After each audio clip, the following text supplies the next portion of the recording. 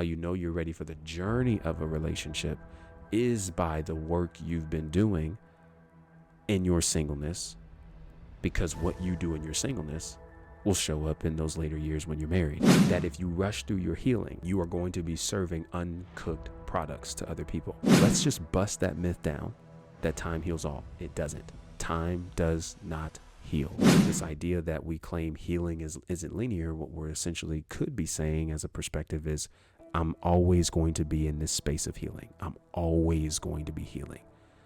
And I do want to challenge that notion. It's okay to experience your emotions. It makes you human. And you were not meant to go all this life burying your emotions, man. Release that mug. Release that mug.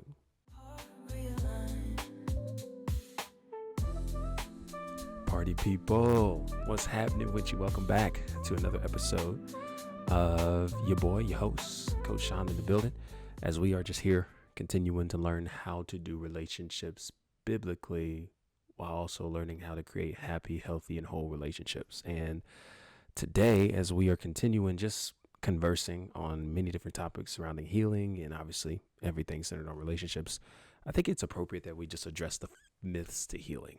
And we're only going to address 4. These aren't the only ones, but these are very, very interesting ones. And I think there's going to be maybe at least one that you hear that either sounds extremely familiar, one that you may have even used yourself, or one that maybe you have not even considered could be in the lane of a myth to healing, only because of the cultural perspective that is laid at its foundation. And I guess before we even jump into the myths of healing, we got to kind of just back up a second and just look at, well, what does it mean to heal, right? Because if we're going to question the myths, then we have to know what healing actually looks like, right? Like, what is the reality of healing? And I think a beautiful place to start is by identifying in the same breath of what healing is not. And healing is not numbing. I want you to be sure, first and foremost, before we continue, get your journals. It's going to be a heavy, heavy conversation and perhaps a challenging one to you as we move forward in our healing journey, learning to do relationships the right way. Hard conversations are necessary, and this can easily serve as one of them. And I'm going to do my best. Okay, you might kind of hear me get a little charged up emotionally throughout this conversation. And I'm going to ask for your forgiveness ahead of time if there is any tone difference that you begin hearing that makes what I'm saying challenging to hear. My heart is not to cook, it's not to roast, it's not to condemn, or is not to throw away or dismiss anything that you may be experiencing in this season. What my legitimate heart is that as we go through this conversation, that you begin to pick up on things that you are allowing yourself to actually process in a beneficial way to ultimately get to the bottom goal. And that's to heal and do it properly. And so now that that's at the way, what healing is not is numbing. And when I mean numbing, of course, there's different ways and methods that we can find ourselves numbing our bodies and our minds from emotional wounds we've experienced. You might even think of the common ones like partying, drinking, drugs, getting high, smoking weed. I mean, all the different cliche, typical ones. But I even want to take this a deeper route, because just as much as we can look at all of those things and say, yeah, that's clear signs that we're numbing, some of us are actually still operating in that, and we're not even that far in terms of maybe the specific activities that we're doing. Because some of us are actually just living a life where we are constantly busy. That's a form of numbing, where instead of dealing and sitting with whatever emotions come about in the waves that they come, and just allowing yourself to learn how to sit in uncomfortable moments like that and wrestle, we turn to our work. We turn to our creation and content. We turn to other things that are just simply keeping our minds occupied as a means of staying away from dealing with anything emotionally and emotional wounds? How about instead of busyness, or again, we're talking about just healing in general. So healing is not numbing. What's a different way that somebody is numbing besides busyness? How about overindulging in pleasures? That's a huge one. There are things that you enjoy that you now turn to in an overdosing, ODing, overindulging fashion as a means of escaping emotional pains. For example, it's a good thing and a healthy thing to go to the gym. However, when the gym becomes the main space for you to go to as some form of therapy, we're in a bad position. Now, before you just start coming into the comment section and cooking, just hear me out for a second. In no way, shape, or form am I suggesting to you that you should just cut off the gym anytime you're hurt emotionally. I think there's still benefit to continuing and building and keeping a consistent routine in your life of stewarding your body, disciplining your body. And if the gym is a part of that routine, keep it up. Ain't nothing wrong with it. Your boy goes to the gym, and definitely your boy has had moments where I've experienced emotional pain and I was still going to the gym. However, the gym was not my saving grace. The gym did not become my idol as a means of wrestling with emotional wounds. And the way that you can learn the gym is becoming that space for you is when you are heavily dependent on the emotional pain you were caused as motivation to get the workout in. Now, instead of getting one workout in, you're in the gym hours and hours at a time, and you use cliche statements like, this is my safe space. The gym, the basketball, the court, the weights, this is my safe haven. This is where I feel myself the most. This is where I feel at home the most. We use all these different kind of cliches that are honestly speaking to unhealed wounds that we're afraid to process. And so we find ourselves exerting a lot of energy as a means of trying to tire ourselves out, so that way we don't even have the energy to think about those things. Or we use those things as motivations to get new personal records, to do different types of lifts, heavier lifts, and we're just in there crushing those weights, but yet not actually healing emotionally, right? And so healing is not numbing. I just want to give you those two examples. Of course, there's other ones. We can talk about self-loathing. We can talk about overeating. Okay. Overeating is a big one where we can easily fall into a space of stress eating. It's a lot on our minds. It's uncomfortable. And so one of the most comfortable things that we can go to is opening up the fridge for the ice cream, getting our favorite pleasurable snacks. And before we know it, we're at the bottom of the carton. Before we know it, we're at the bottom of the bag. There's no boundary. There's no self-control. And basically, when we say healing is not numbing, we're simply saying healing does not equate to you ignoring the reality of your emotional experiences. Healing is not just expressing what is happening or expressing emotions. Now, this is interesting because it is a part of healing. However, it is not the totality of healing. I've had conversations with individuals as I've coached, as I've sat with them, as I've helped them process certain experiences and current experiences, where I later learned that there was a method to the madness of how they were wrestling with certain emotions at a period of time. And whether they said the things out loud, they put it in form of melody and song, they journaled, right? They allowed themselves to express what they were feeling in an artistic fashion of any kind. It's not just music, but any kind. I've talked to enough people who have stepped into those spaces and said, yeah, because I've expressed what I felt, I kind of convinced myself that I was healed. However, we know that wasn't the case because we were still having to unpack a lot of emotional pains that were rehearsed and repetitive in their mind in those calls and conversations. So what I came to the conclusion of learning was that even though expression is a part of healing, it's not the total package of healing, because we can say and acknowledge through our words verbally that something hurt us. And that doesn't necessarily mean that we have now been able to move beyond that experience and beyond that emotional pain in order to actually get to a place of living in peace. Your boy had at one point or another, and just to make a long story short, in middle school, suffered a leg injury doing strength and conditioning camps that's out here where I live, as a part of summer camps where we were aiming to just get our bodies right for the upcoming sports season. And this was actually my first go around at being a part of school sports teams headed into 7th grade. I was real lazy. I was real tired in this workout. We were jumping big, tall metal boxes. And I had finally had enough of cheating. And I was like, I'm going to do this next rep right. And I tried to get explosive as I jumped off the box, jumped to the ground, jumped up, and I cut my leg.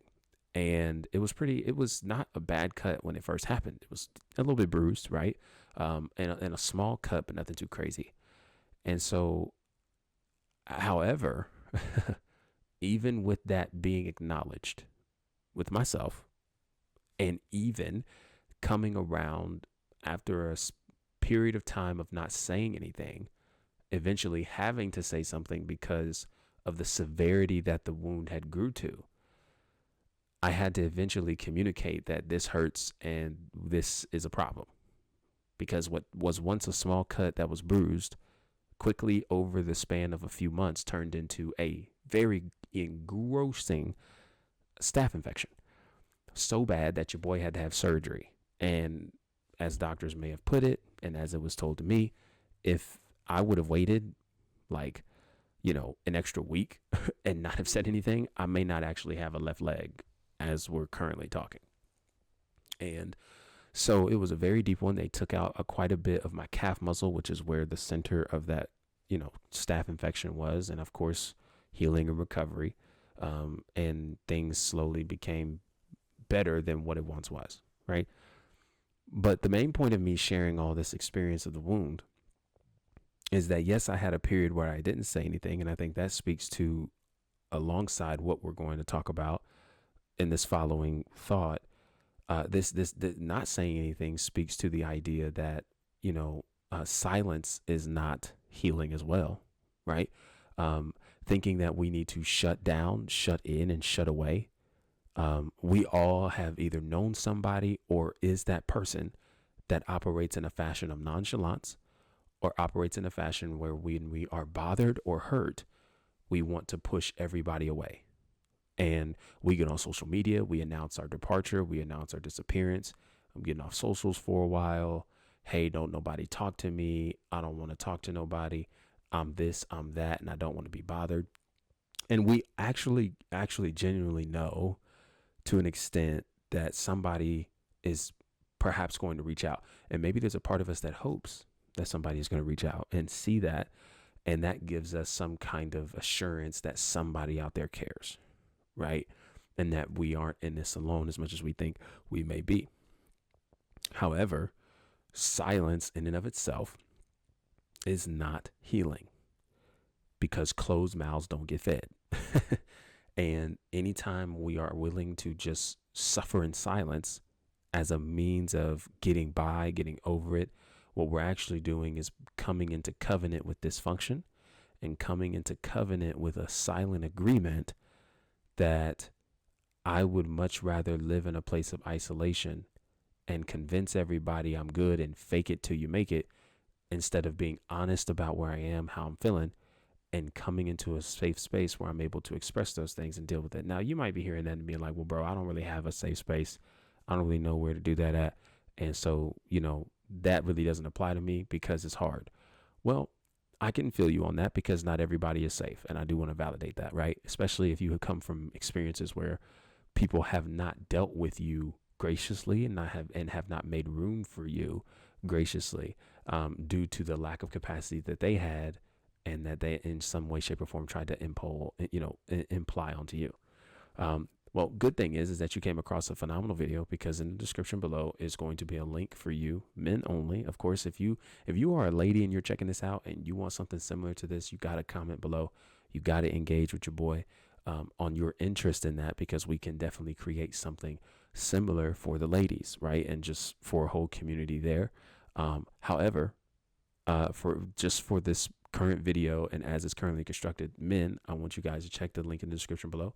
I do have a school community that is filled with men, a safe space for men who are healing and on similar journeys as you, looking to heal in all areas of their life, faith, relationally, energy, and economics. So I think it's a good place for you to check out and allow us to earn your trust as we communicate, as we connect, and as we just grow to becoming more vulnerable, sharing where we are in efforts to growing to the men that we can become. So I want to drop that plug in right there. But moving beyond that, I think the idea that I cannot or I should not connect with somebody due to past hurts, as validating as we can be to those emotions, we don't want to allow ourselves to stay put in such a place, because that thinking is not sustainable. Because what we'll do is we'll convince ourselves that everybody is out to get us when everybody isn't out to get us. We'll convince ourselves that everyone is the enemy when indeed everyone is not the enemy. And we will actually turn our brains into a mode where we will subconsciously self-sabotage from relationships, because we have yet to really heal past wounds, address those authentically, and deal with them accordingly, processing those pains. And we begin to project them onto people that had nothing to do with it, and we just met. And so I just want you to consider that your silence is actually doing more harm, and it's not actually doing as much good as you think. The whole macho man bravado that you're carrying, the whole, I'm good responses that you give when everybody asks you, are you okay? When they can easily see that you're not, but you're unwilling to admit it. Like as manly as you may feel that is, and maybe even as normal as you may feel that is, because of men in your life who have told you that you had to be strong and you always had to be this and be that. It's not real. We need you to reconnect with your body, and we need you to be human, because that's what you are, human. Now that we've kind of have a setting ground of what healing is not through what we've just described in these specific areas, now let's talk about what healing is. Healing, I would define it as the process we encounter that allows us to be reconnected to our bodies, our minds, and our souls. This is a custom definition, a little bit on the fly, but I think it's going to make sense. Healing is the process we encounter or we endure as a means to reconnecting to our bodies, our minds, and our souls. Okay, what that looks like is obviously a lot of different detail. If I were to even take that definition a step deeper, or to just give a deeper picture behind it, healing is what we must endure in order to get ourselves back. Because in order for us to even go through a healing process, we are actually saying that there was something that happened to us emotionally, mentally, spiritually, physically, financially, that knocked us off of an already made course, or has knocked us off of our pedestal, has knocked us off of our direction, our steps, where we were going. It has in some way, shape, or form derailed us. And now we have to take time to get back on track as we are growing into who we're called to be, going where we're called to go, right? And so when I think about that aspect of healing, and obviously thinking about what healing is not, there's a lot of myths that are thrown in the mix. And so not only is healing, by that definition, again, a process that we endure, reconnecting to our minds, bodies, and souls, but healing is also, as stated in the statement or in the word endure, it's a process.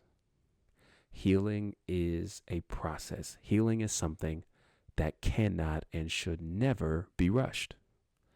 Because when you rush your healing, you never really get the full scoped view of the things that could potentially come back into your life that will hinder you from having healthier relationships in the future. Meaning, some of us that are so uncomfortable with the emotional pains and wounds and processing those things, We would much rather run through the valley instead of, as Psalms 23 tells us through David, walk through the valley. And so because we run through it, yeah, we kind of did the work, but we really didn't do the work because it wasn't authentic. And we used healing as a means to an end instead of using healing as a means to getting us back, no matter how long that took. Being willing to appreciate and receive how long that took, that process, and being willing to be present in it. And I like to connect this to cooking. Your boy's a chef in the crib, okay? I love cooking. I love cooking for the fam. I love cooking for other people. So just know, like, if you get a meal from me home cooked, I got love for you, okay? Like, just hands down. When you cook food, let's go with chicken. There's a reason why there's a certain time limit that you have to put the chicken in the oven in order for it to cook thoroughly. Because if you take it out too early, out of a rush, you will serve raw chicken. And it does more harm than good to anybody who eats it. I'll actually give you an even better painted picture, and this is going to expose me, but I'm good for it. Welcome to the couch. Okay, we just having good, vulnerable conversations. Your boy, when I first started cooking for the fam and doing some grilling outside, kind of more so on my own, and not necessarily having the training wheels where I was out there with dad, and I was giving him the food, he was cooking it, and then I was making sure I was bringing the food back in and just helping out in that range. When me and my brother started getting the reins to like step into that space and start cooking a little bit more around the crib when it came to grilling, your boy had a rocky start.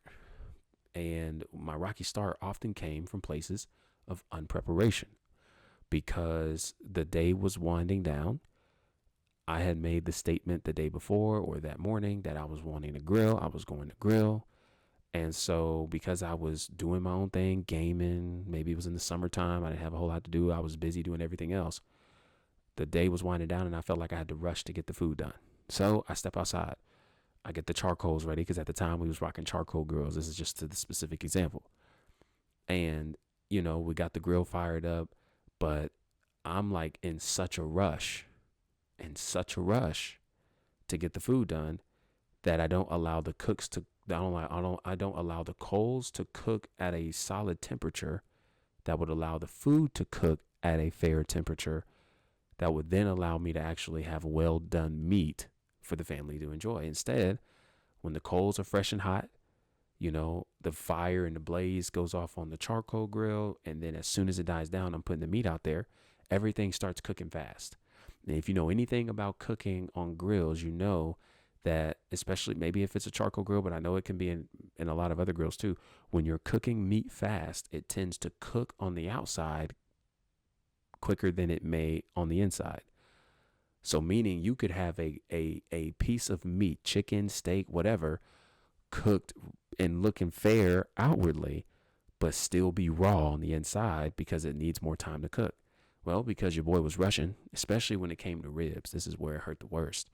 The ribs, man, they would, had a lot of fat, the bones, it was kind of crispy. It was looking good on the outside. It was seasoned well, cool. But when you start tearing into that mug, it's still mooing, still bleeding. And now it's unedible because we did not give it time to cook, all because we were in a rush. And now I am in the process of literally serving my family raw food. And now an entire meal and money put into that specific meat is no longer even edible, or we have to go a different route and put it in the oven and now not even be able to eat it at the proper time, all because of my unpreparedness that led me to rushing the cooking process that then led me to serving raw meat. I know I'm hearing like Chef Gordon Ramsay in my ear. Oh, you donkey, get out. He's cooking. Whatever. What are you? An idiot sandwich? You know what I'm saying? Like just getting the Gordon Ramsay styles. But here's the point I'm making, right? Is that when you rush through what requires tension, what requires time under tension, you will never actually serve an edible, digestible product to other people. And it will always come back to hurt you, never to help you. Now, I'm not trying to preach a message that you have to be fully healed in terms of nothing wrong with you in order to step into relationships. Don't hear that connection.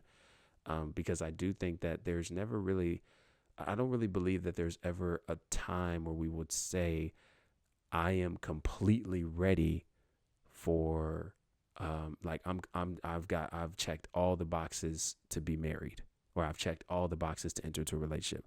I will say this though, just taking this from a mentor who shared this with me that has stuck so well with my heart. It's not that people are ready for, not that they're always ready for a specific relationship to a degree, but they're willing to say, I'm ready for the journey of it. And how you know you're ready for the journey of a relationship is by the work you've been doing in your singleness, because what you do in your singleness will show up in those later years when you're married. If you don't believe me, just check out the statistics of how many marriages are struggling and at great tensions because people who were addicted to pornography and never dealt with that in their singleness brought it into marriage. How many people are struggling and dealing? See, in their singleness, they dealt with so many people that they were entertaining. They were entertaining polygamous lifestyles that when it came to now being in a monogamous marriage, all of this is new and it's a struggle because there were things that they did not address in their singleness that they brought into the marriage. And now it's an additional weight that the spouse feels they have to hold, and they're being crushed by it because at the same time of trying to be there for them, they're grieving at what they don't have and what they don't know about their spouse in the same breath. And it's a struggle, it's a weight, and it's crushing them due to comparison, due to all these other kinds of things that come about as side effects to individuals who did not appropriately steward their singleness and their healing seasons. So I digress from all that. The point being in the whole cooking raw food analogy is to share with you that if you rush through your healing, you are going to be serving uncooked products to other people. And people are not going to get the version of you that is actually prepared for the journey with them. Instead, they're still going to have to deal with the unchecked, unhealed, unaddressed wounds. And honestly, in some ways, depending on how deep the wounds are, they're still going to have to deal with the hurt child in you that has yet to really be dealt with, that if dealt with properly, can actually help you have healthier, long-lasting relationships along the way. And so you just rush through, and it really does nobody any favors. And what you give in that space isn't digestible, and it's not sustainable. Okay, so now that we've kind of laid a foundation there, I don't want to keep you guys so long. We've had multiple hours of pods up to this point, recorded and or uploaded, and so I want to take a second to just lay the foundation of the myths to healing, and there's 4 of them. And you know your boy loves to bring scripture into this text, okay, or into this conversation. I'm not a huge fan of just giving opinions. I have a biblical framework that I want to bring to you guys that I hope allows you to see the text in a little bit, stronger light according to the context, of course, to the best of my abilities. And also be able to have a reference that you can come to leaving this pod and leaving this episode that is of a greater authority than I, which is Christ, through his word. Okay. Again, biblical relationships and learning how to do them right. Man, we got to have a biblical background. All right.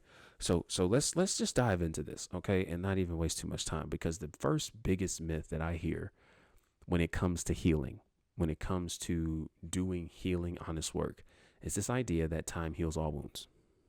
Time heals all wounds. That is the biggest cap and lie in this generation. And it's a shame that it's still carried out in this generation, because we actually believe that if I get broken up with in 2020, then in the course of the next 5 years, because 5 years has gone by, that must mean that I'm better off and I'm willing and able to date again and get into a relationship. We honestly believe that the indicator of us being healed is how long we've gone without engaging something that initially caused an emotional wound in the first place. But what's crazy is so many of you, and I want to say this with a very gracious approach and an understanding approach, because it's not always, it is a lack of knowledge, but it's also just things that we have just grown accustomed to hearing for so long repetitively, that like, this is just how we operate. And if you guys may recall, if I have uploaded up to this point a previous message where I kind of talked about the ABCs of programming, I'll highlight them here for this second. So of course you have the authoritative. These are people that you look up to who always had authority over your life to tell you what to do, where you go, where you can't go, right? You think of your parents, you think of teachers, you think of coaches, you think of all these other different kinds of people that just had that level of authority in your life, right? And so what they say goes, and you're obeying to that. Then you have the big or the traumatic experiences, right? That's the B part of programming. And these are the things and the moments that you experience where, your brain takes a screenshot of the experience and it becomes a picture, a frame, a wall of just all these different experiences that you can't really let go because of how traumatic it was emotionally, right? For example, let me just kind of give an example. I love doing this as explaining these. If you were to walk into a classroom, somebody pantsed you and everybody is seeing your drawers, right? And everybody's laughing, pointing at you, just cooking you, all that kind of stuff. Your brain takes a screenshot. And so now, because of that traumatic experience, your response to make sure that that is something that never happens again is always going to root back to that one experience you had that was negative that your brain remembers and took a screenshot of. It's crazy as I talk about that. Like I remember walking the halls in middle school and, we were around the homeboys. This was a period of time where they was playing around. We were all doing it, right? I wasn't expecting to get got, but I got, and your boy got pants. So obviously the analogy has some level of connection. And I wasn't too far away. I think I might have been one person away from a girl that was easily known as like one of the cutest ones in our class at that time. And so I got pantsed, not necessarily, it wasn't like to my ankles or nothing, but I got pantsed. And I was so quick to pull my shorts up because everybody's starting to josh and clown around. And so because it happened next to a cute girl though, I was like, oh, dang, bro, I'm good on all that. So what had happened since then was I started wearing shorts under everything. And what's crazy is I still do it to this day. I still do it to this day. It does not matter what. Now, I will say I have had my moments where I don't, because I recognize where it comes from. I've acknowledged it. And honestly, it became something that's been comfortable. I'm not walking around feeling like I'm afraid of being pantsed. However, because I know that's where it came from, it's always like this measurement of preparation, if you will. Like if somebody did decide to do something crazy, like I'm good. Like ain't nobody gonna see me in my drawers no more. But it's a real thing. You will allow yourself, there's an experience you will have, your brain takes a screenshot, and now your response to make sure that never happens again is all predicated off of that one emotional wound that you experienced. You were laughed at, you were made fun of, you were embarrassed, you were humiliated, you were all these different adjectives that we can put around it. Very huge. And of course they go a lot deeper. But then there's the constant. I know I wasn't supposed to take too long on this, but then there's the constant, and those are the things that you hear repetitively. And this, I think, is where this time heals all wounds thing fits, because we've been in social media circles for long enough where people have always repeated this. They've put it in their Instagram captions and people got a lot of likes for it. And, so many people are saying stuff but don't even realize what they're saying or what they mean by what they say. And so because we never questioned it and we just looked at how many followers that person had, and so we just assumed, well, they got a lot of followers on their social media, they have a lot of high status, so that must mean what they say is pretty legit. We just went with it. And then this is how we get those statements where, well, when we start questioning where did it come from, we just be like, oh, I always believed that. No, you haven't always believed that. There was a time where you heard it, and you heard it so much it became routine and regular. So maybe you can't really figure out when you first started believing it, but that doesn't mean you've always believed it. And so that can fit in that category as well.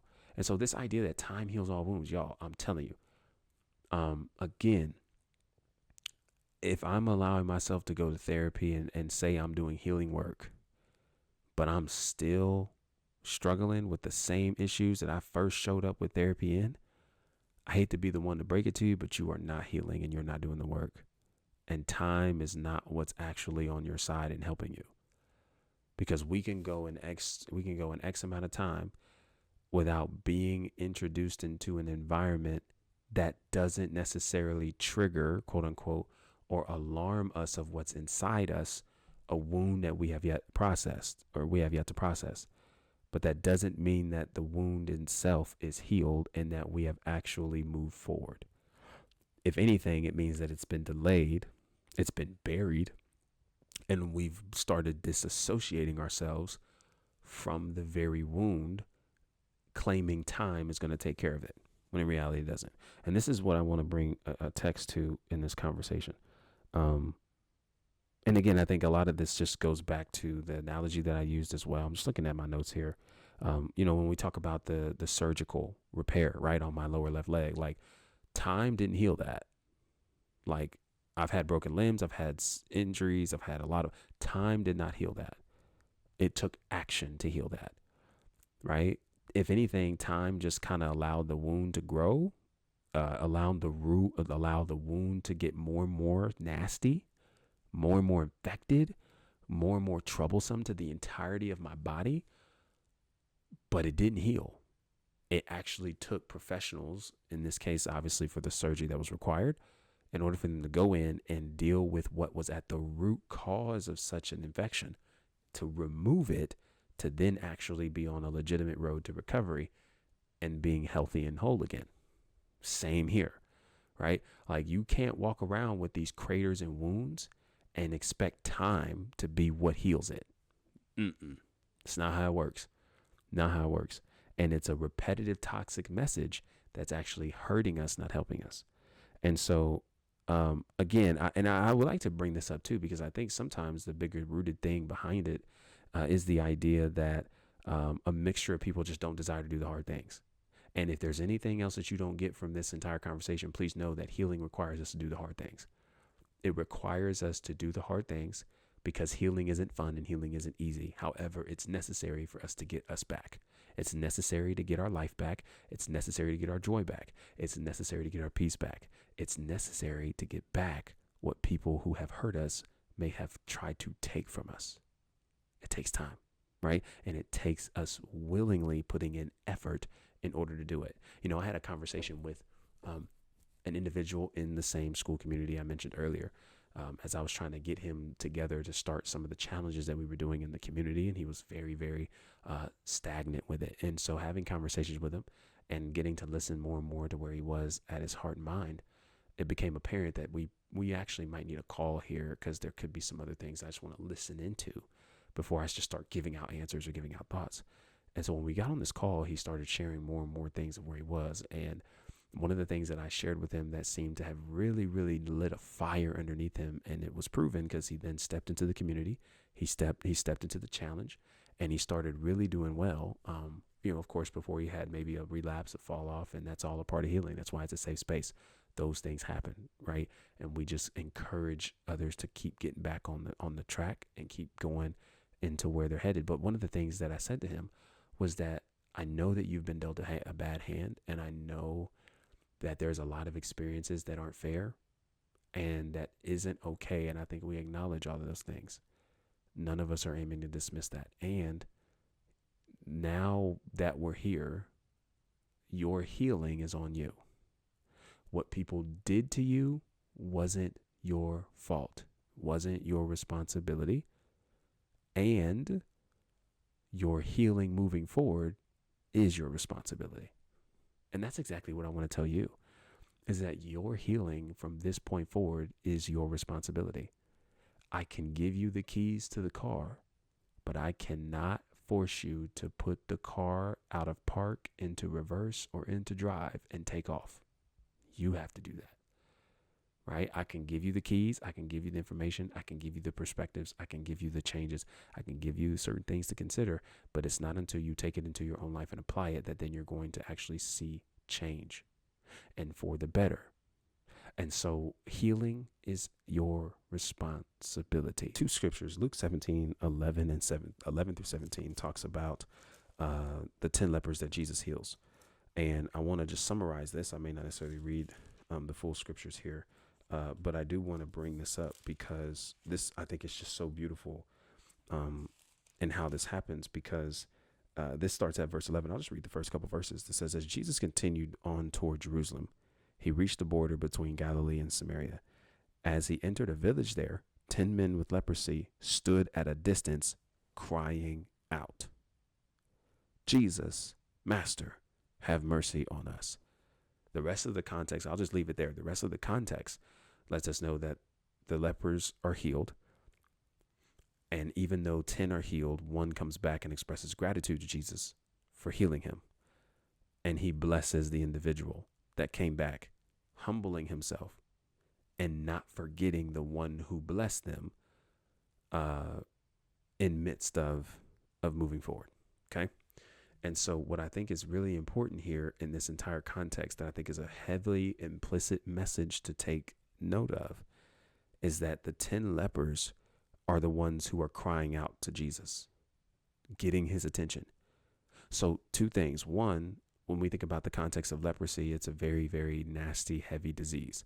If you go back into the Old Testament, we learn of how much it was impacted into the community. Like if you had leprosy, like you were to be stayed far away from, right? Like this was not to be played with.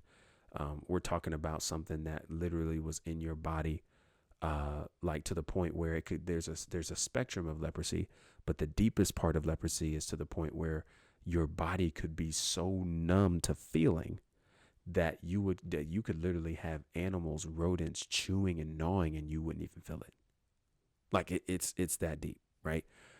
And so they had rituals, they had cleansings, they had all these things and protocols that they had to do in order to deal with the disease of leprosy.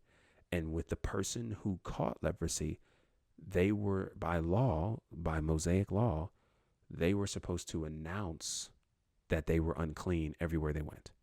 I mean, you could imagine how annoying that can be, right? Like it's already bad enough that you have a disease that you are uncomfortable with, that's unsettling for you.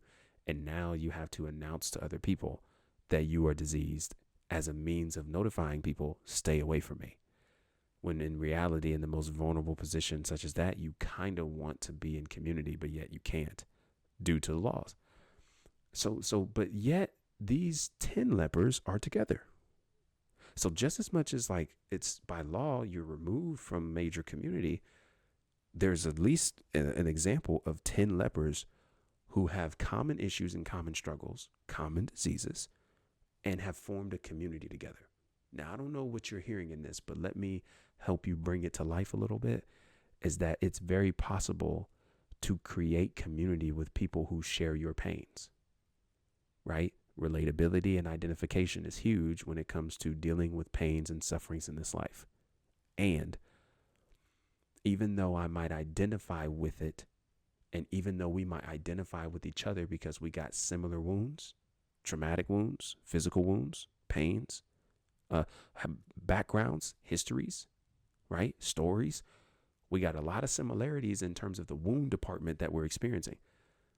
But if that's all we got, then that means that even though we connect off of wounds, there's no actual help here to actually allow me to get healing. So this is a community of lepers who have come together and built a community themselves out of similar pains and similar wounds, and yet are crying out to Jesus, the one who can actually do something about their pain, and he does perform and deliver them. The crying out part is what sticks out to me, because they had to be looking for Jesus in order to even notice it was Jesus who was walking in their vicinity to cry out to him and get his attention. What you're looking for matters when it comes to healing. In your healing process, what you look for is what you'll find. And if you are willing to look in the right places, look for the right people, look for the right community, and keep your eyes open to find not just the right people, but also with your perspective shift, I want you to start thinking of the beauty of your healing process. I want you to start thinking of the benefits of your healing process. I want you to start believing that there's better for you, that something good is going to come out of such a process. You know, when we talk about pruning, bearing fruit, all these things that put our healing journeys into proper perspectives, that allows us to see value in the healing and not just see it as something that is draining time, draining energy, and it's pointless. Nah, fam. We got to be looking for the right things, and what you look for is what you'll find. But that's one text. I'll briefly bring up Mark chapter 5 as well. When you think of Jairus and the woman with the issue of blood, the woman with the issue of blood is obviously one that probably sticks out the most here, in this context, or in this, message that we're carrying, because she's in a position where she's at wit's end. She's tried everything. Nothing's worked. She's been struggling for 12 years. And now Jesus is in town. She hears he's in town, and she, just like the individuals caught in leprosy, her situation, she's excluded from community too. She has to be the one, if she's going into public spaces, telling people she's unclean too, because of a dysregulated, system when it comes to her period. And it's dysregulated. So, but she takes a chance. She takes a risk.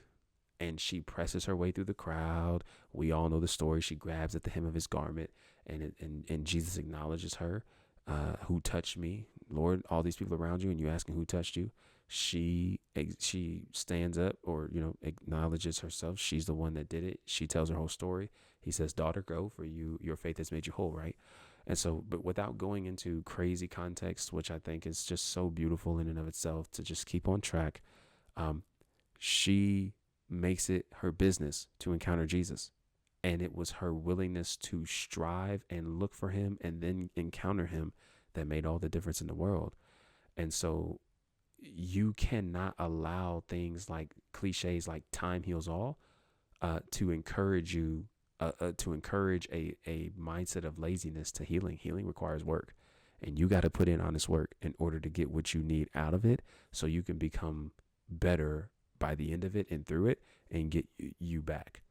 And waiting on time to heal that doesn't do anything, but putting action, making moves. And by making moves, I don't mean getting money. I don't mean getting status. I don't mean getting your body count up.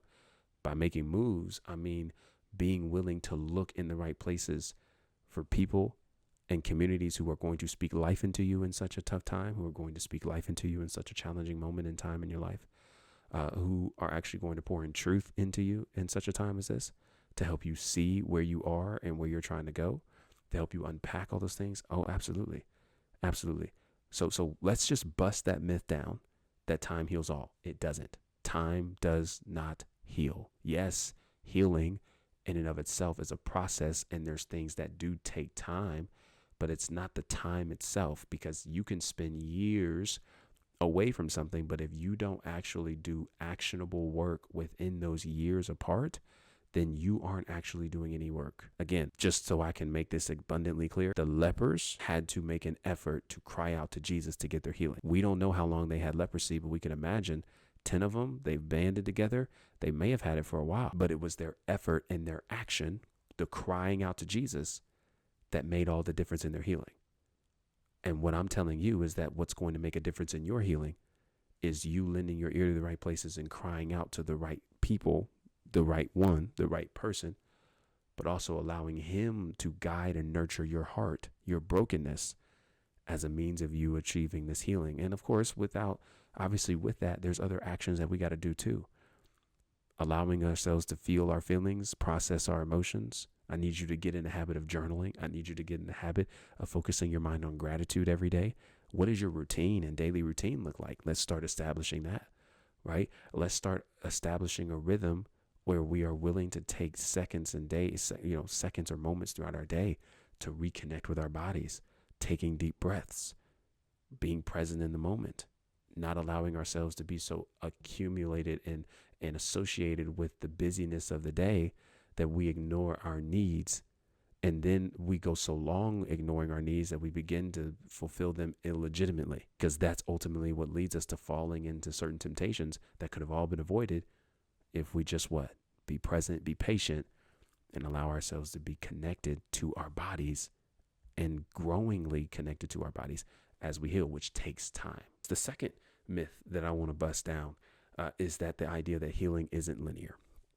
I've heard this repeated so many times. I've had a lot of conversations with people who have made the similar statement, and I myself have even made such a statement confidently and meaning well. And I do believe that there's two perspectives to this, so I don't necessarily think that everybody who says this is saying maybe what I would consider to be the wrong perspective of this, but I do believe there's two. Okay. So there's one perspective where we're acknowledging that healing is not a gradual progression and that you're going to have a lot of times within your healing season where you're up and down. Today I'm not as angry, but tomorrow I'm actually more angry. As I'm going through my grieving process, I'm feeling a little bit better today, but I'm actually having a real low day 2 days later, followed by another high day the next day, right? Like it goes all the way up and down all around, right? That I still stand with, I still agree with, and I do believe that is a very, very accurate summarization of what the healing process looks like. However, there is another perspective that I think a lot of people may be saying in saying this statement, what they're assuming based on some of the context and evidence behind the statement they ask, like, and get used to asking people like, hey, so what do you mean when you say healing isn't linear? What do you mean, right? Because I do think there are people who might carry different perspectives. And so I think based on the perspective that you hear, you could come to this conclusion where they may believe, or you may have found yourself believing, that you'll always be healing from deep wounds, right? And so this idea that we claim healing isn't linear, what we're essentially could be saying as a perspective is, I'm always going to be in this space of healing. I'm always going to be healing. And I do want to challenge that notion to this extent. I believe that there is a such thing as finality when it comes to healing. I don't believe that you have to be grieving the divorce, the breakup, and the lost relationship all your life. I don't think you are designed to be grieving and healing from such a wound, from the breakup that you incurred in high school, the breakup you incurred transitioning out of high school, the biggest breakup that you've ever experienced. I don't think you are supposed to be healing from that all your life. Now, with that being said, I can't tell you how long to grieve or how to grieve, right? I do want to lay that at your feet. And I'm a believer that you aren't designed to grieve the rest of your life. And don't worry, we're going to follow this up with scripture because I want you guys to have an address of maybe where the perspective comes with that. But when I talk about finality, I want to go back to the analogy that we opened up this entire conversation with. As I said before, your boy did get surgery. Your boy had to have the staph infection dealt with that was in my leg, that I injured in middle school, that I went a period without saying anything, and I still did end up saying something, but action was still needed in order to actually get recovery and healing. And the passage of time wasn't what healed it, right? But even when we connect to this aspect of healing, what's so interesting is your boy had to experience what it was like to go through therapy, what it was like to bounce back, what it was like to get my strength back in my leg. And I'm not on crutches. I'm not on crutches anymore. I almost said crunches. I'm not on crutches anymore. I'm not having to sit in a wheelchair when I go into big places because I'm going to be in there for a while. I'm no longer walking with a limp. Yes, I still have a scar. The area the area does still have some sensitivity to it, for sure.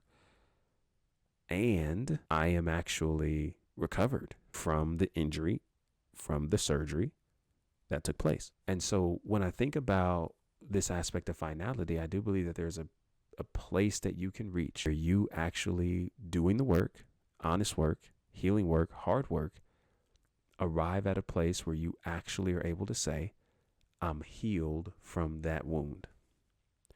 And when we come to that place of finality, what we're really saying is that I've reached a level of stability. I've reached a level of consistency. I've reached a level of peace with what's happened. And I've reached a level of stability, consistency, and peace with where I'm going beyond it.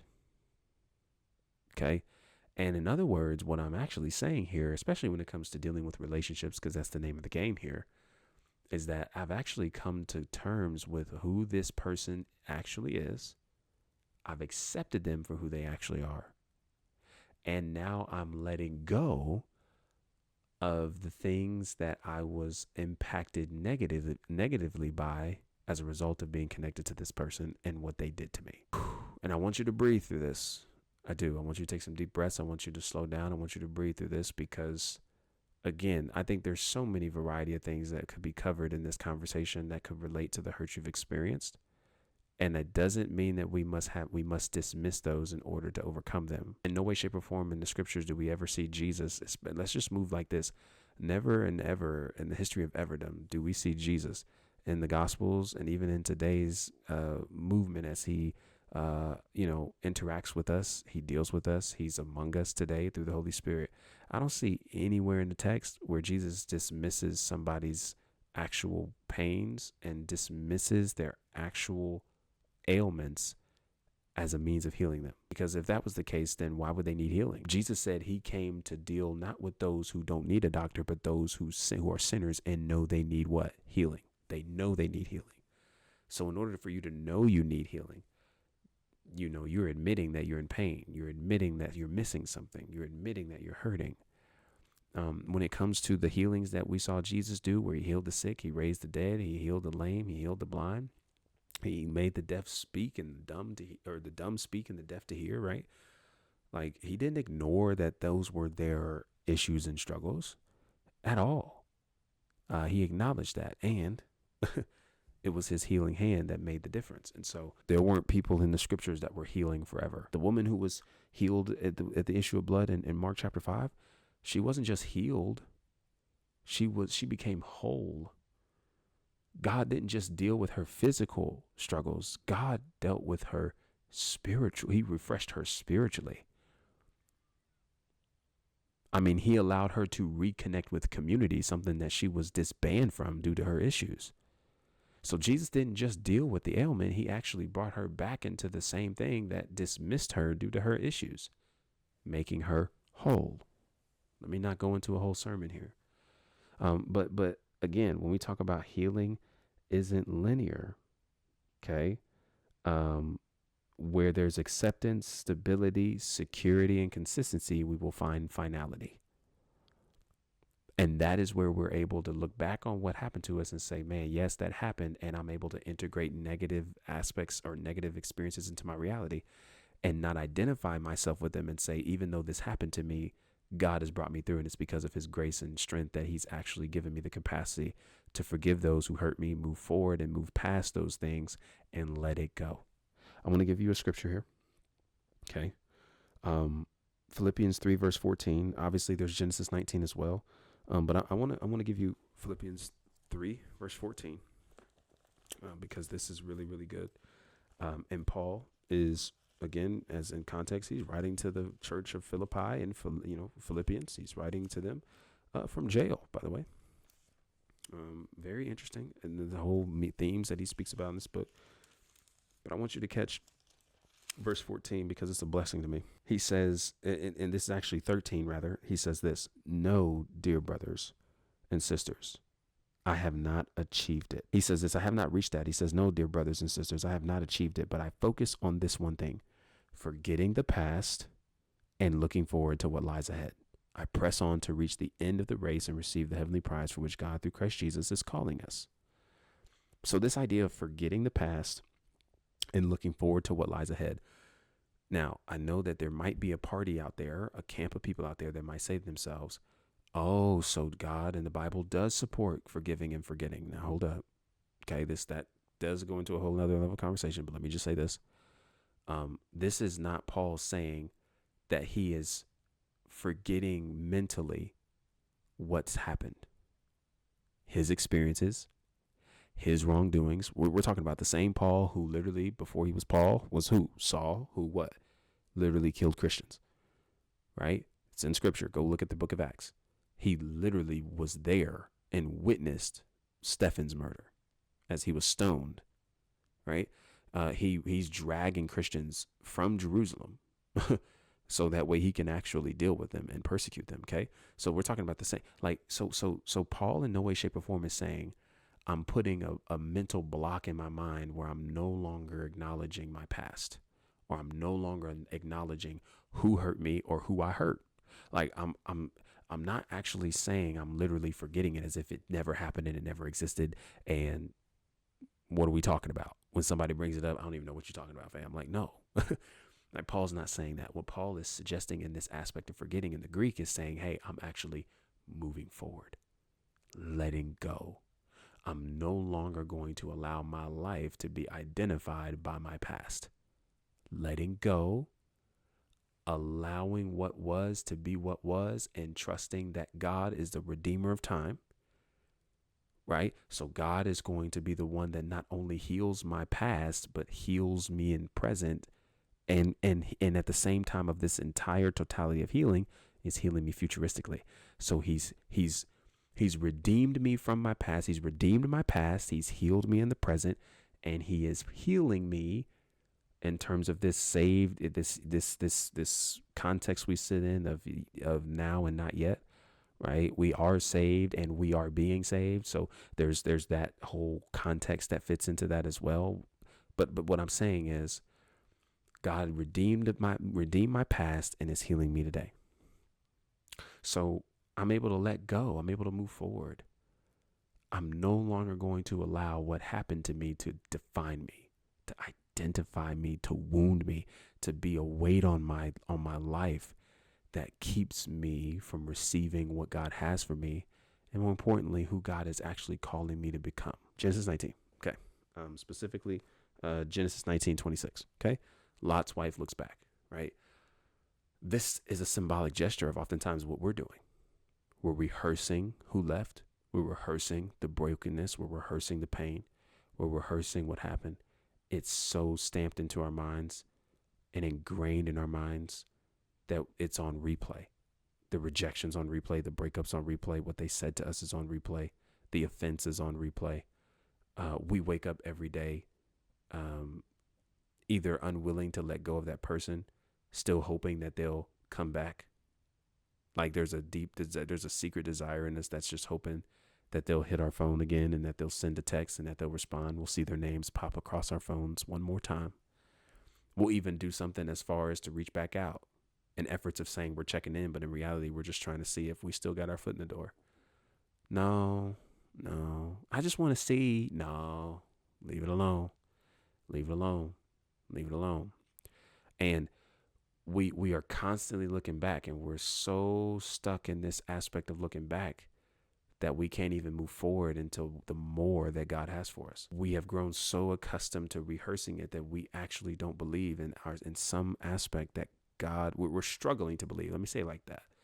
We struggle to believe that God has something better for us because we think everything that he really had for us was back there and we missed it.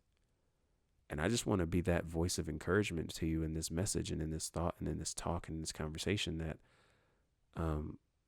the best is yet to come for you. Really, like what's yours is yours. What's best is yet to come for you. And God has a way of redeeming lost time. And I hope that this is also something that encourages you not to be that person that is scared to make decisions because you lack trust in yourself, or there's a growing struggle of indecisiveness due to feeling the fear of failure, or the fear that I'm going to repeat the same thing that I did, or I'm going to become what my parents were. I'm going to become what that my past kind of tells me statistically that I'll become. I want you to be reminded that God redeems the time. I want you to be reminded that God is not going to lead you somewhere and allow you to become what he has not designed you to be. He's just not going to do that to you. God's not petty like that, y'all. He don't move like that. No, but I think it's up to us to keep moving forward. And sometimes it's that hurt that has stuck with us for so long that we really don't know what life could. We're afraid of what life could look like if we let it go. But I'm encouraging you to let it go because it's with an open hand that God's able to put more in our hand and bless us with the abundance. We always speak on, God can do exceeding abundantly above all that we can ever ask or think, but we don't ever really consider what we'll have to let go in order to see the abundant come to pass. Oh my goodness, Sean, you better talk that talk. You have to realize that in order to see the abundance of God in a lot of our aspects of life, it requires us to let go of some things. And for some of you, it might just be your next step to let go of what was in order to embrace what is, to accept what is, in order to embrace what God's getting ready to do. What I can encourage you, though, is that by you remaining in him and trusting in his character, knowing he's incapable of misleading you, if he calls you to put it down and let it go, I think it's in our best interest to let it go. And it's easier said than done. It's so easy to say, hey, trust God until it's time to trust God in some certain situations, right? Like, we can be real. It's easier to say, man, you need to go where God is until God tells you to leave something you're so comfortable in to trust him out in waters you ain't never been in, and it's in unfamiliar territory. But if there's a statement that sticks and resonates with me so much, is that putting my hand in God's hand is safer than the known and greater than the light. Greater than the light and safer than the known. And it is so amazing, as we continue to journey with God, and as we're the ones, like, I'm stepping out here, like this whole conversation you and I are having right now couldn't happen if I'm not operating in obedience. And I'm out here trusting God. I don't know what this gonna do. I don't know what this gonna turn into. But being told that I need to take a deeper step into these spaces of coaching and helping people and pouring into people and obviously, shepherding in a manner of bringing you back to the text and encouraging and helping people, clearing the debris and helping you come to these conclusions that are hopefully creating in you just a healthier life, one that's closer to Christ. Like, all these things, man. Like, I wouldn't be out here, man. I wouldn't. I could care less for social media. I'm an introvert at heart. Like, being on this camera, I'm good. I'm straight. And I've been here before, but I'm like, bro, I'm good. Right? So it's easier said than done. And it's not to say that you won't have experiences when you're trying and walking with God and stepping out on faith and taking a risk. However, it's his character and authority that we become more and more aware of that gives us the confidence to continue to cling to him. And honestly, maybe it's not even that at first. It's just doing it afraid and saying, yo, Lord, I've just seen so much at this point. Where else am I going to go? So here I am. You're going to have a lot of ups and downs in your healing experience. In another aspect, it's a cap and it's a myth, because you are not always going to be healing through certain things. And there is a such thing as finality. And it's up to us to be able to work to that place of finality where we're able to let go and move forward. And it requires a spiritual foundation, because there are some things that are just bigger than us that we don't always understand. That requires us to hold on to a peace that's greater than our understanding. And that peace coming from Christ that he gives to us, and that we don't need to put in the hands of other people as a means of receiving external validation. Okay. And so I told you I was going to go quick. I kind of capped, but I'm really going to go quick on these last two. The third one is men don't cry. This is a often one, and this is really for the men, because I really am interested in just restoring us as emotional creatures. Like, we're human beings, yo. It's not to say that we have to walk around and cry all the time, right? Like, I'm not necessarily suggesting that, right? We don't want to be, we don't want to step so much into a feminine space, because all of us carry a masculinity and femininity about us as human beings. Femininity, we're just talking about more of the emotional aspect. Masculinity, we're talking about more of what the logical aspect. That's kind of how I differentiate the two. Of course, it goes deeper. We don't want to step so far into that femininity that we allow our emotions to dictate everything, right? We don't want to step that far into it. But we do want to be willing to be emotionally aware enough to know when our body is telling us that we got to let this out as a means of healing. And I'm going to be honest, man, there are just some experiences, some rejections, some breakups, some heartbreak you've endured that deserve your tears, bro. They deserve your tears, and it doesn't make you weak. It does not make you weak. It does not make you small. It makes you human. And it deserves your tears. And it's something that you've been holding back. You've been saying everything else except I'm hurt. And this is messed up, and I don't feel good. And I just want this to be a moment where you receive that, because it's actually what's going to be a massive step to your healing in efforts of grieving and letting go. This whole men don't cry, men don't show emotions, men don't talk. That's for the birds. Welcome to 2025. That's for the birds, fam. I wish that I might attribute to something like that in my life. boy, you better catch a case or catch a clue. Holla at your boy. You better catch a case or catch a clue. And I'm gonna speak to some of y'all too, man. Because some of you may feel like maybe you've grown in your vulnerability, but man, I don't want to come off as too much to somebody that I'm interested in. And I am a vulnerable guy. I am an emotional guy. I'm very emotionally aware. And I don't mind opening up with my emotions. I just don't want to come off as too much. I just want to tell you, the right person isn't going to see it as too much. The right girl isn't going to see that as too much. Ladies, the right man is not going to see that as too much. Instead, they're going to make room for it. And they're going to contain and hold as a safe space for what you're feeling. And be in that space with you. And if they don't, if they try to emasculate you, if they try to tear you down, if they try to think they got the upper hand and trying to clown you due to you being in tune with your emotions, just know that that's not the right person. It's not nothing to take personal. Because truth be told, man, I know it's so easy to be mad at people who don't see us and who don't validate us. But truth be told, there's so many people who just have been operating in brokenness for so long, they don't even see it. Like it's literally like looking at a toddler being upset at something that they don't understand. And as a parent, you looking at them and being like, why are you tripping? It's not that deep. And it makes you laugh. It makes you chuckle a little bit, because you know that what they're crying about isn't really something to be crying about. Yeah, it's a lot like that in our adult relationships, in our adult connections. There's just a lot of people who haven't really tapped into dealing with their emotional wounds. And so they've been operating on buriedness and numbness for so long. You're going to start seeing them respond and do certain things that, yeah, it'll irritate you for a little bit before you start accepting the fact that, man, I just need to let it go, because it's a wrong expectation to hold on them to get it right. They're not going to.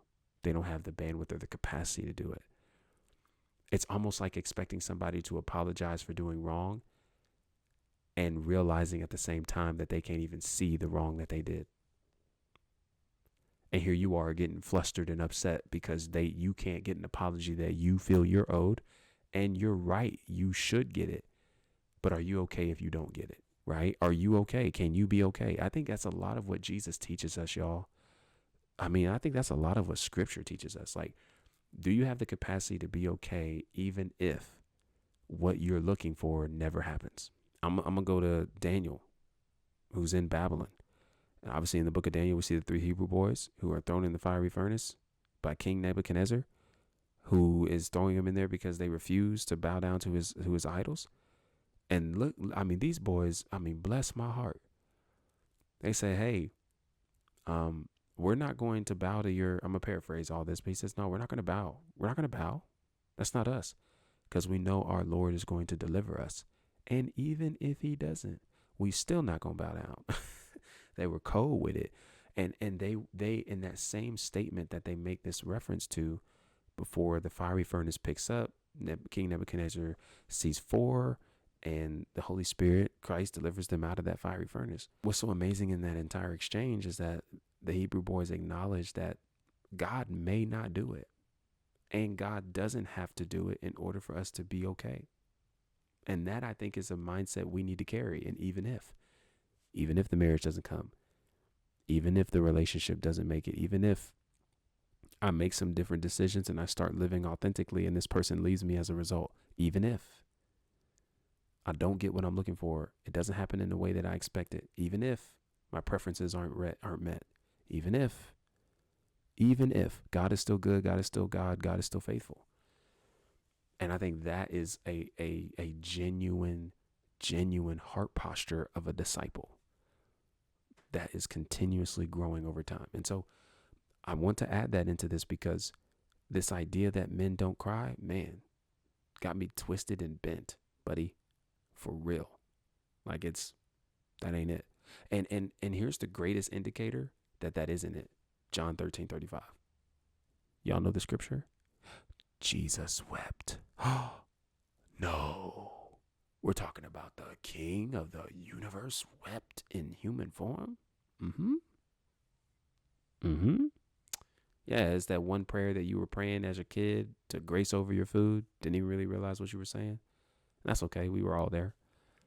Yeah, Jesus wept, bro. All right, y'all know me. I got to double check that reference because that came to me, but I didn't double check it. But I'm just getting better at it's a well that be coming up, man. When you spend so much time with Jesus and he just start bringing stuff up, man, sometimes I guess I just be overthinking and things like that. It be showing up still sometimes. But let me double check this. Uh-oh, here it is. Oh, look at that. I said John 13:35. What I really meant, John 11:35. See, that's why you got to double check. John 11:35, then Jesus wept. I mean, Jesus, even in a moment in his ministry, doesn't mean he was emotionally dysregulated because tears came out. However, it means he experienced his emotions in that moment. And that's all I'm getting. I'm just wanting to share in that entire thing is that it's okay to experience your emotions. It makes you human.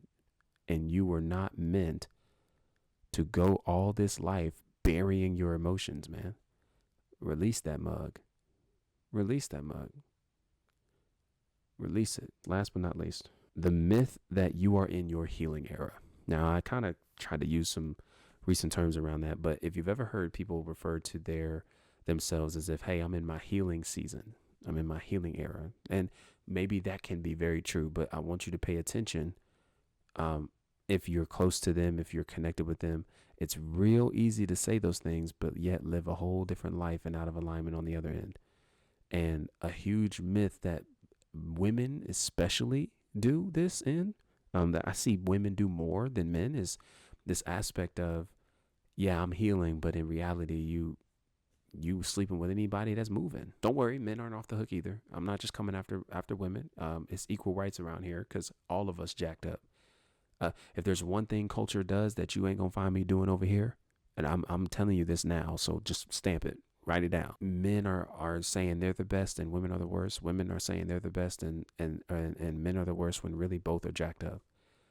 And we're repeating a cycle that we actually see in scripture. Remember what happens to the woman who's caught in adultery? And the religious leaders in John chapter 8 is it John chapter, oh yeah, I'm right. John chapter, yeah, see, there it is. We getting the hang of it. John chapter 8, they bring this woman to the feet of Jesus. And you know what they do? They only bring the woman. But what was they supposed to do according to the law? Bring the man and the woman? So they absolve the man who is just as a part of this guilty thing as she is, yet they just bring her and tell Jesus, hey, what you going to do with this? Because she was caught in adultery. And the law says they should stone us. What you going to do? And Jesus is so amazing. He writes in the dirt. And then he says, those who are without sin cast the first stone, right? And then he doesn't accuse her, tells her to go on about her day. Or, go on and sin no more. And so just as difficult as it was in that day for people to be honest about both, that the men are jacked up and the women are jacked up. Yeah, same here. Ain't nothing new. Ain't nothing new under the sun. We all over this social media platform, and you got guys calling out women, women calling out men, men saying women ain't ish, women saying all men are trash and dogs, red pill, blue pill, pink pill, beta pill, alpha male, all this other kind of crap and toxicity that's flooding these social media airwaves. And yet nobody is willing to look at themselves and say, man, is there anything in me that's dysfunctional, and being honest about it? And that's what I'm here to hope I can bring light to, because you saying you're in your healing season, there ought to be behaviors that exemplify you're in your healing season, and it's not something that's contradictory to it. Because I'm guaranteeing you sleeping around with anybody that's moving is not you healing. You partying, drunken, numbing it up, and disassociating yourself from your body as a means of not addressing those emotional wounds is not healing, and you're not in your healing season. You're in your dysfunctional arena, and we need to deal with that if we actually want to have healthy relationships. And it all starts with doing the work on ourselves first, right? Honestly, the question that I think would stem from maybe a lot of these myths, but especially this last one, is how do we heal, right? Well, So you're saying I can't really go around and sex it up because it's not beneficial. Raising my body count, not the move. You've told and said that being busy is a way of numbing. You've said all these other different things in this context of this conversation that has led me to rethink everything I thought I was doing in healing. I kind of thought if I just let time go, I'd heal. You're telling me I'm wrong. You told me that my perspective on healing being linear in means of I just get to heal on this forever. You told me that I shouldn't because there's finality, right? All these different things that we've discussed. Well, and even to the last point that we made, right? Because some of you legitimately, like, I do want to show empathy here because, again, like, there's a lot of you that just didn't have an example. You didn't have an example of what healing looked like. You didn't have an example of what it actually looked like for somebody to go before you and do the healing work to be an example you referred to when you went through your own stuff. And it was grief, it was loss, it was hurt, it was heartbreak. And because it happened at such an early stage in life, it was a lot. Like, can I just say that for a second? Like, for real, like, can I just say that and speak that to you and just say that what you've been through is a lot. You've dealt with a lot. A lot. Don't minimize it. Don't minimize it. You have dealt with a lot of stuff. A lot of stuff that's heavy. Honestly, yeah, you can even go as far as to say a lot of stuff that you shouldn't have had to deal with. But remember what we said. We don't want to just park there because now it's our responsibility to do with what's in front of us to get the healing we need. It's not on anybody else. The past pains may not have been on us, but our healing starting today is on us. So we got to go and get that healing. But your question is valid. Well, dang, bro, it feels like I'm kind of stuck in this space, and there might be a little bit of hopelessness because I'm kind of scared on dealing with a lot of my own stuff. So how do I heal? Well, I love that you asked that. Here's the scripture reference that I want to end all this conversation with. Isaiah, who is a major prophet, is speaking to the nation of Israel and basically telling them in the first part of the book that they are getting ready to go into exile for their disobedience to God. They made a covenant with God, and they've broken it in every way. And Isaiah is making it plain as day, as well as other prophets before him and after him who would do the same. But then he goes from this transition of just telling them all the destruction and horrible stuff that's going to be taking place, the painful things that they're going to experience, to then transitioning to talking about God redeeming them. And that God isn't going to just leave them in this state of destruction and rubble, but he's going to pick them back up and restore them. And this message of restoration is so beautiful. I can't quite possibly get it all in this video. But the main thing that I really want you to get is that even though maybe there's a part of you that feels like where you are, if you're being honest, you have a role in being where you are. There's some decisions you've made that you didn't have to make that played a role to where you are. And there are plenty of us who can testify and say, yo, there's a lot of things that have led me to where I am, and I had that is not my fault. Oh no. Yeah, that assault wasn't your fault. There was nothing you did that justified and warranted such a behavior. Somebody violating you to such extremes. Oh no. Absolutely not.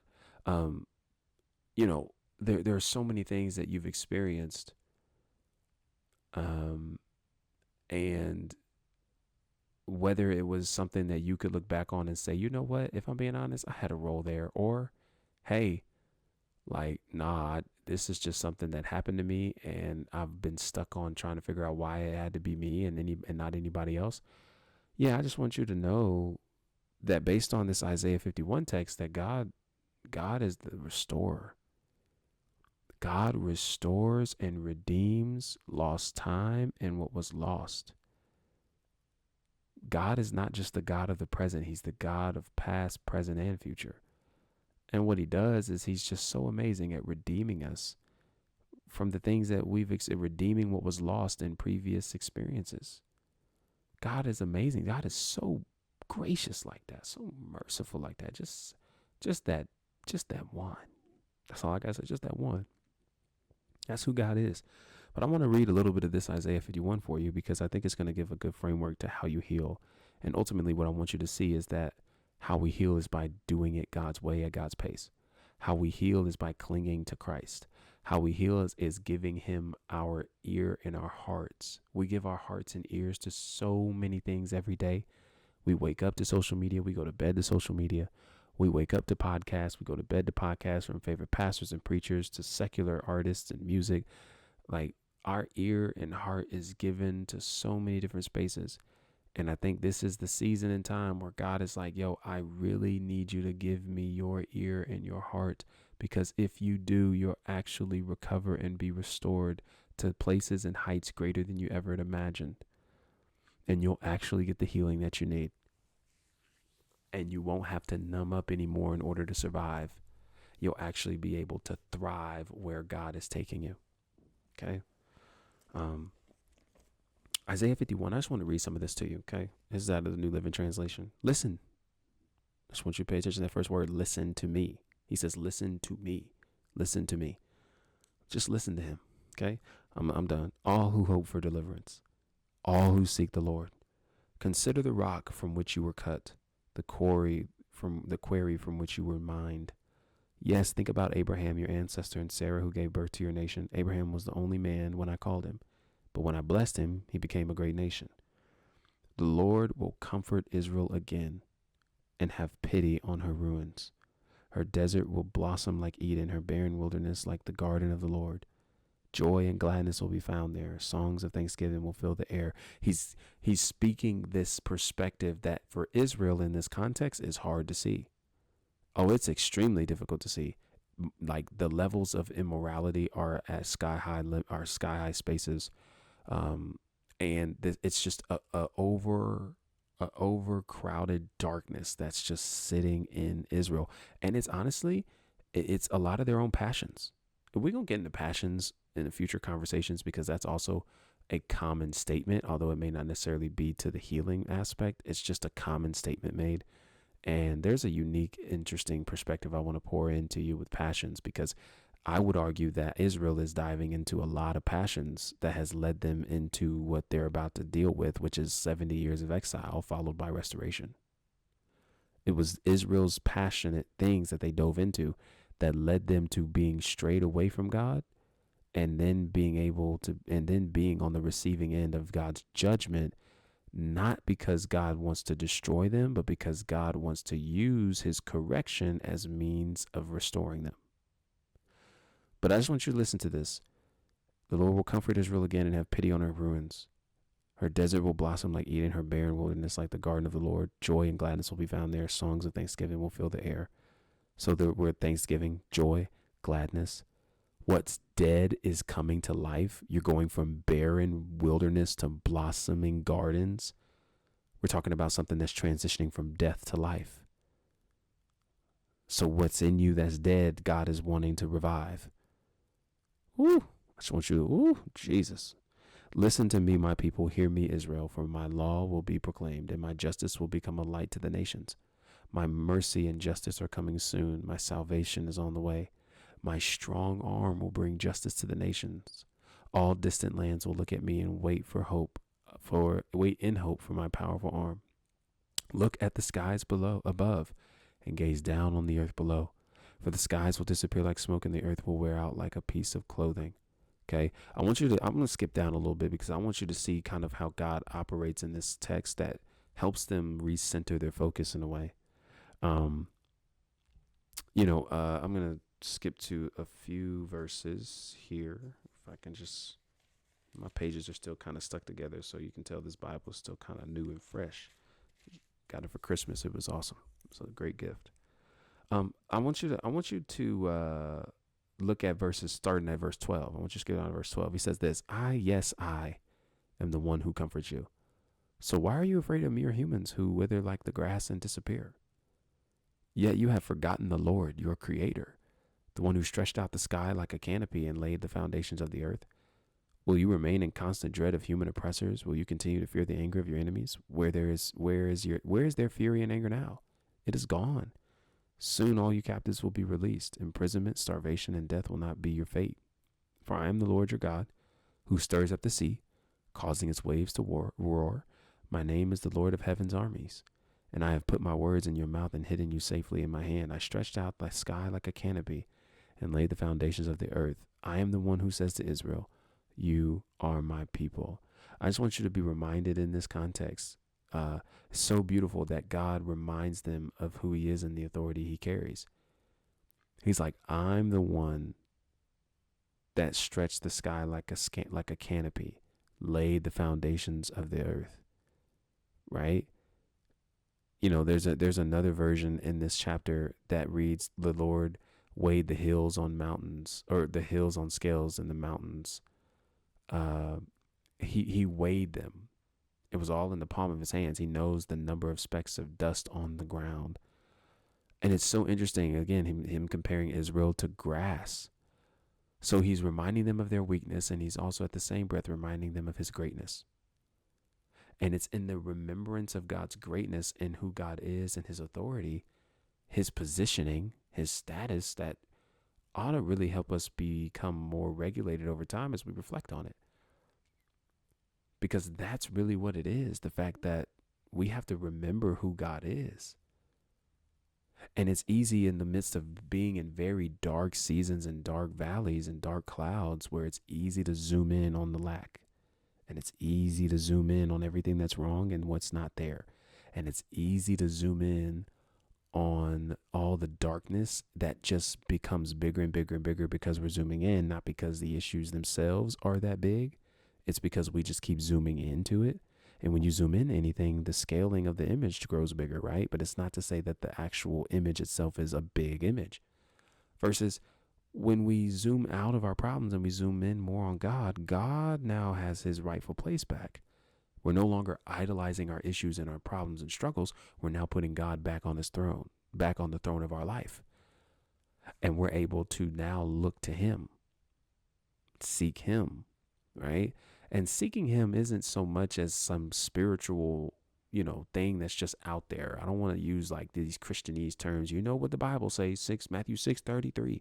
Like, yes, that's true. But what does seeking God really look like? I mean, if I'm being honest, man, it looks like a lot of things. It looks like being disciplined in our word, right? So when's the last time you picked up your Bible and read your Bible and dwelt with God for some time, right? I think that's something we need to implement back into our routine if we haven't, or if we've never done it.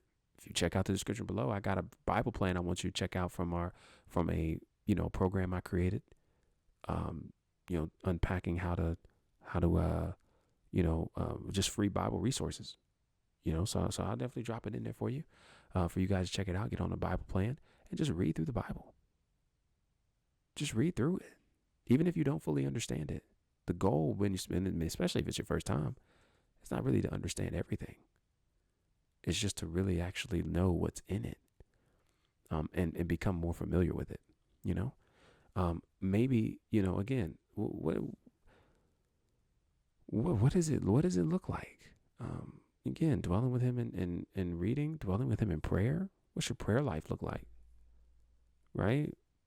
Are you dwelling with him? You just sitting with him? Gratitude.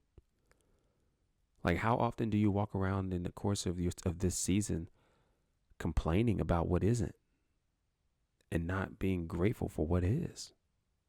That will shift your entire perspective around it. With gratitude will do something to your spirit and soul like you never thought before. And it's such a small adjustment, but when we do it, it's something that's so necessary. And we make it a consistent, repetitive habit in our lives. Don't worry, I got my days, like currently in this season. There's been a few days where I've missed my gratitude session.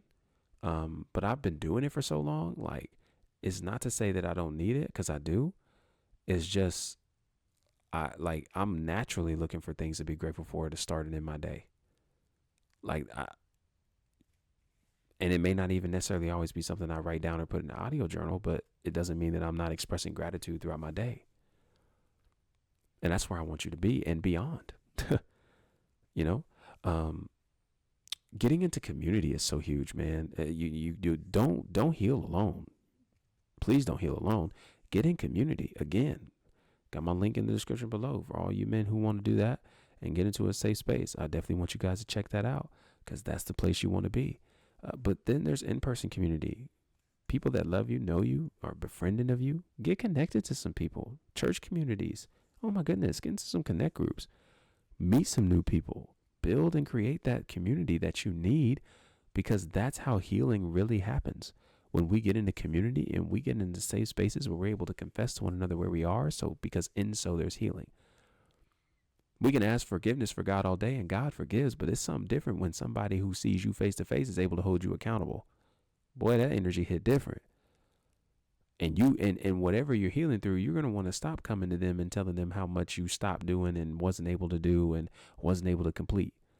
At some point, you're going to get tired of saying that, and you're going to be willing to do something about it. That's all the beauty in community. When we can't even see God in the midst of where we are, we got people we're around that we can depend on, who can help us see him, who can help us embrace him, who can help us walk and navigate through such a season that's so tiring and so challenging.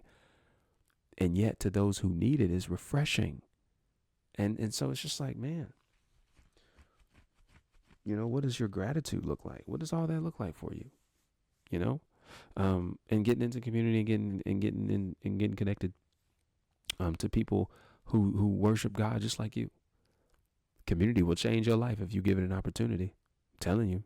You better stop letting the devil convince you that you better stop letting people convince you that isolation is what you should be.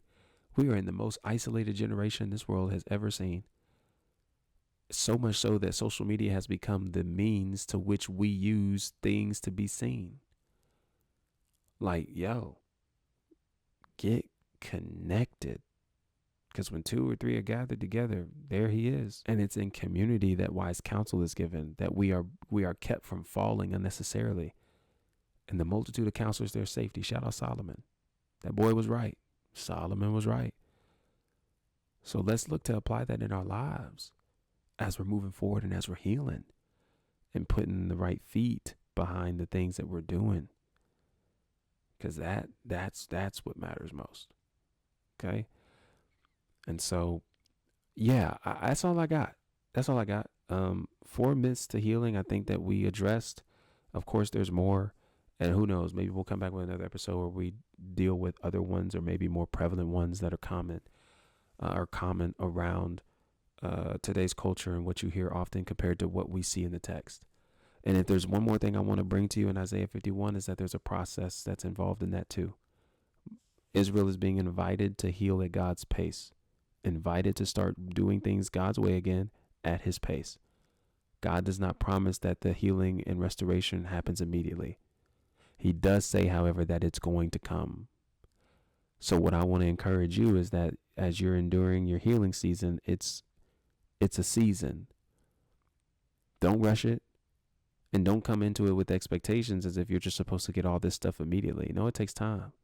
So allow it to take time. You got to give God time to deal with your heart. Yes, God could do it immediately if you really wanted to, but what's the purpose in that when really he wants you to be connected to him? And what if this time frame is for you to be able to get more connected with him than ever before? Don't you think God would want that and is pleased by that? And as a result, he's able to do more through you. He's able to break through some more barriers and walls to get closer to you. Because his presence is where we really ought to be, and is where we flourish. I just want you to be reminded of that, man. That's where it's at. That's where it's at. And so, like I said, I'm done. I want to leave that alone. And I hope so much of this was so helpful for you as you're healing and as you're going through transitions in life where things are challenging. Things can seem real bleak and dark, and a lot of second guessing is going around. I just want to be able to be that voice in your ear that's telling you to keep focusing on God. That doesn't mean dismiss your pains, feel them. That doesn't mean not to be present, be present. That doesn't mean that you can't do other things as a means of growing and developing. But what I am saying is that if we are going to actually heal and do healing work and have healthy relationships, it requires us to do the healing work on ourselves. It requires us to be honest with ourselves. It requires us to do the hard things. And for some of us, that hard thing in 2025 is going to be able to just be willing to be honest about our emotions and be willing to make space for them and not rush out of them because we're uncomfortable and it's unfamiliar. That was a bar. I can't even repeat it. That was a bar. Thank you, Holy Spirit. Thank you, Holy Spirit. All right. Listen, I appreciate you guys so much for tuning into this conversation. If you found this helpful, share it with somebody who you think could use a conversation like this and some space to process, some space to really digest what healing looks like and get a glimpse of what it could look like for their own lives. Of course, I want you guys to continue to check out the links in the description below for the school community for men, safe space for men. And I'm forgetting if there's one more. If there is another one, it'll show up in the description as well for you guys to check out. Yeah, that's right. I also have a free strength assessment test. Okay, that's something that we'll be talking about in the near future. Just being aware of our strengths as men, being aware of our strengths and what we bring. We're in such a culture where people are telling you got to bring so much and do so much, and if you don't bring it, then you're not a man, and if you don't have it, then you're less of a man, and all this other kind of stuff. I think I'm more interested in revealing to you what your strengths are, because when we can allow you to see your strengths, it encourages you to walk in how God has wired you in a way, and operate in those strengths. And so in the link, there's a link below that will direct you to a free assessment test that you can take, again, free of charge. You got about like 68 questions to answer, and you'll be revealed strengths with detailed descriptions of maybe how to apply them, how to grow them, how to nurture them. And I'm sure that there might be more runs and things like that on the way, but as for now, I think it'll be something that's a helpful tool for you as you're navigating your healing. All right. So I appreciate you guys so much for tuning into this episode. And until our next conversation, be easy and be breezy, my friend. Peace.